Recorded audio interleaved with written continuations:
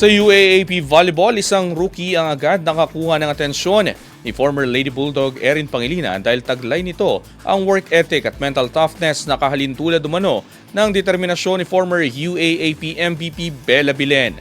Kung sino yon, alamin sa eksklusibong pag-abante ni Jonas Lavarias. Sports Now. Sports Now. Exclusive. May mga pagkakataon na ang isang kupunan ay nangangailangan ng young blood na magbibigay ng sigla sa kanilang kampanya. Para sa National University Lady Bulldogs, tila nakita nila ang apoy na ito sa kanilang rookie na si Sam Cantada. Hindi nakalampas sa mata ng dating NU standout at ngayon signal super spiker na si Erin Pangilinan ang ipinamalas na lakas ng batang spiker.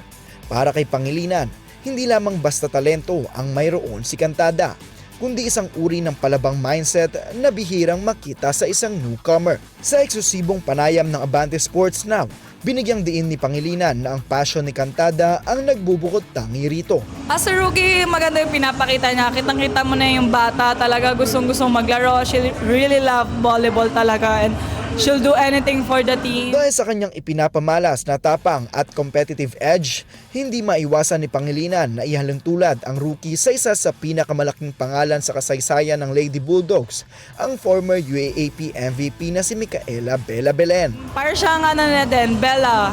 Nakikita natin si Bella kung from her rookie.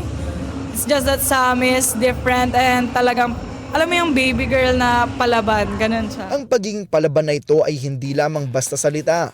Matapos magtamo ng shin injury sa kanilang pagharap sa UP at maupo kontra UE, agad na bumalik si Cantada sa court, bit-bit ang determinasyong makabangon. Sa kanyang pagbabalik nitong linggo kontra Ateneo, nag-ambag siya ng 6 na puntos at 7 excellent receptions, isang patunay na handa siyang magsakripisyo para sa koponan.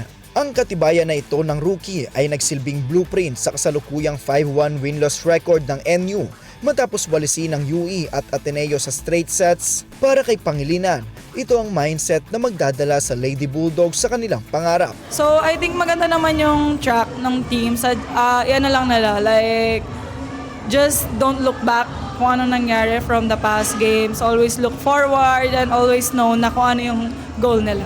Sa nagpapatuloy na UAAP Season 88, hindi lamang ang mga veterano ang aabangan ng mga tagahanga, kundi ang patuloy na pag-usbong ng isang baby girl na may tapang ng isang kampyon.